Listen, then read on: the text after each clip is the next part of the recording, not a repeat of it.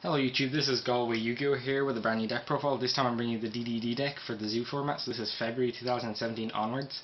The DDD deck was only legal for a couple of weeks before Zoo came out, so it's really not much different from its first release, this build. But there's a few changes because you need to deal with Zoo better than you used to, because previously if you made Siegfried plus Harbinger plus Crystal Wing, they kaiju the Crystal Wing and your entire board is broken because they can just Zoo Rat and then pop off with Drancia and your entire board's gone, and you've not a lot of resources to outground Zoo because they get the Emerald, they cycle everything back and draw cards, and with D barriers and stuff in the deck, you're just not going to win. But now I've a little bit of a different starting board which helps combat Zoo better. They can still break it, but they need 2 or 3 cards instead of the normal just 1 kaiju plus a rat way to get to rat to break it. So let's get into the profile. The tuner and one of the best cards that was released in Structure Deck is Lamia. You need 3 copies of this. It's an important combo piece. It's one of the most important combo pieces next to Swirl Slime, which is your combo starter. This fuses from hand and extremely important card transfer. And this is one of the reasons why DDD are not as powerful in the OCG anymore. They got hit by putting both of these cards down to 2, and just putting them to semi-limits actually really hurt this deck. So yeah, these are really important, and these are obviously the cards you want to run through of the most. 3 Necro Slime. It's kind of a bit brickier than the other DD monsters because it doesn't really do anything in the hand. But when combined with pretty much any combo starters, it becomes one of the best cards in the deck because the fact it gives your combos more extension, and also allows you to trigger some of the effects like Alexander and Genghis by special summoning DDDs while they're on the field. You know, sometimes it's hard to trigger those effects if you can't special summon, but this allows you to do so. So a very important card to run through. Then you run 3 Kepler. Kepler searches Gate, which searches any of the monsters, and Kepler also searches a fusion spell, which you run 1 of, and a Regeki break type spell, which you also run 1 of. So he's important to run. He's also involved in a lot of combos because of the level 1 you can make Formula Synchron with him and Lamia. There's a lot of cool things you can do with him. He's also 10 scale, so he's the only thing that really allows you to pendulum in this deck, because all the other ones are kind of low scaled because you only really pendulum summon back level 8 monsters rather than level 1s, so you can't pendulum summon him back. So usually your scales are going to be something like 5 or 6 Thomas or a Ragnarok plus a 10 to then special summon 8s or from your extra deck or hand. So it never comes up, like pendulum summoning doesn't come up, but if it does, it's usually involving a Kepler in scale. 3 Ragnarok, he's probably one of the better combo, he's in fact probably the best combo piece outside of the Slimes and Lamias, simply because he has 2 great effects. When he's summoned to the field, he does crazy things like bring back any DDD from your graveyard and special summon it. Like that could be a Genghis, that could be an Alexander, another copy of himself. Also, when he's in the scale, he's pretty much another copy of Genghis. He special summons any DD from your graveyard. It's important to know the distinction between DD and DDD. So if it says you can only summon DDD monsters, it means you can only summon DDD monsters, not just DD ones. But if it says you can summon DD monsters, you can summon any of them, even the DDD ones. So yeah, just important to say that. Run 2 Cop, or Copernicus. Copernicus isn't a combo starter, but it's an extremely weak combo starter because it's a level 4, and if you draw your combo pieces already, it does pretty much nothing. It doesn't extend combos that much. I'm not running Librarian, so this is really weak, but it's still good to have just so you can have another card in the deck, because you want to have 40. You have to have 40 cards, and there's not a lot of cards you want to run that aren't in those. There's not a lot of cards that you want to run that aren't combo pieces. So this is like a subpar combo piece that you can still play or fuse with or do stuff with, but it's not great. I would almost consider cutting this down to 1 or 0, but it's fine at 2 for now. And 2 Thomas. Thomas is a similar thing to Copernicus, except this isn't start combos. This is a combo extender on its own, and also can just do its own thing. Like it's not involved with any combo except to extend them. So usually what happens is you make your Siegfried plus Crystal Wing, or Siegfried plus Omega, or Omega plus Crystal Wing, whatever board you make, and then on top of that you can special summon this from your hand by banishing a Swirl Slime if you still have an engrave, and then you can pop a scale and then special summon a Ragnarok from deck and overlay for rank 8, which is pretty decent, but it's not amazing. And for the last Pendulum DD, I run an Orthros. It's just a searchable out to the Vandy's Emptiness. It's a searchable out to a lot of things except for anti-spell. It doesn't have anti-spell. But everything else it pretty much deals with. Also, it's good if you get Dimensional Barrier. Some things I like to do when I get Dimensional Barrier called Fusion is grab these 2 guys, because with this guy you can search Witch and which then helps you survive the next turn, and also allows you to use cards in your hand that were dead for this current turn. And also, if you can search this, you can pop back rows. So you can make plays even though you can't make plays. So you can start trading resources so your opponent can't OTK you. I was going to say for non-DD monsters, but these are DD monsters, technically DD crows. They just can't be searched by the contracts because they're D.D instead of D/D.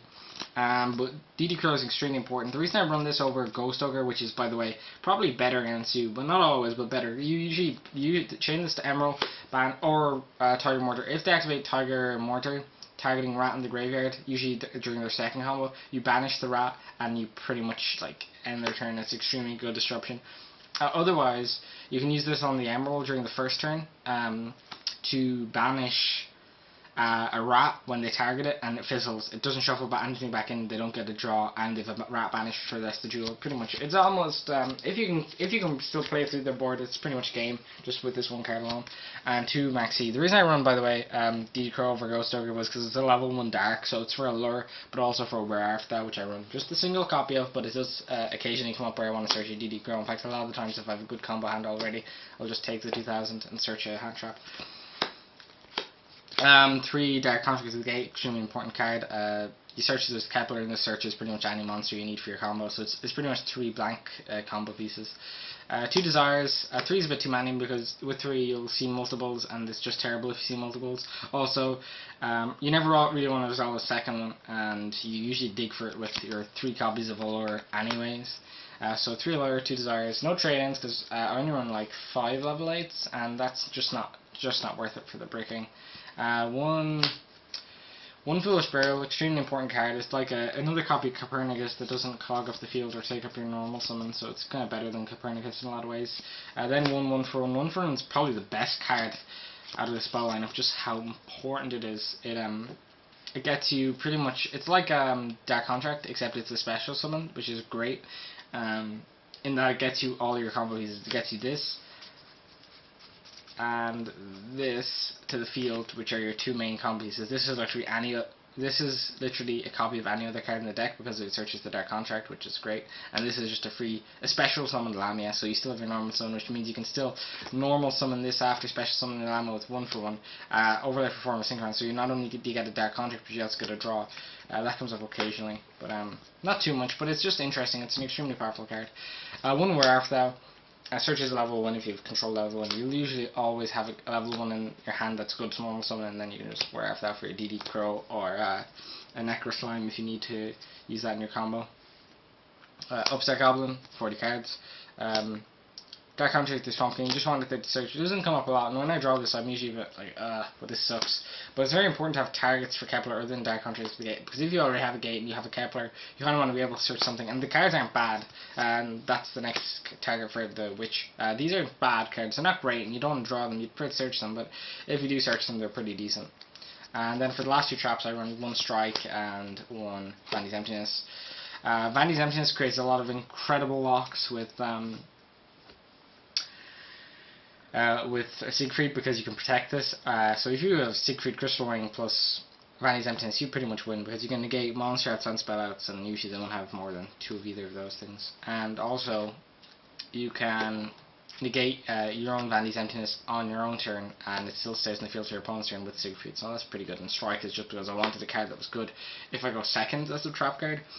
So there's a lot of options that can be in the slot, like for just a one-off trap card, but this is probably the best one just because if you go second, you can still set this, and it's still a good card for breaking boards. Like Warning is pretty terrible because Warning, if they already have established board, Warning is not going to do a lot. But if they have a powerful monster like a Drancia, you can set this and make 3 plays, and then during your opponent turn when they try Drancia, you just hit it, which is extremely powerful. So that's a 40 card main deck. I'm going to go quickly through the extra deck, and I'm going to breeze through the side deck. So for the level 8s, I run Crystal Wing, Omega, and Siegfried. This is standard. You should be running these 3. If you want to run another one, maybe the Scarlet Red Dragon Action, whatever it's called, Scarlet Dragon Action, I don't know. For the 7s, I just run the 2 combo pieces, the Alexander, the Meteor Burst. If you have an awkward hand, you can sometimes end up in a Meteor Burst, and it's better on the field than Alexander. because and also if you have Ragnarok and scale, if you make that combo, this is probably better to make than Alexander. But otherwise, Alexander's usually played like twice or 3 times as much time as an Meteor Burst would ever be.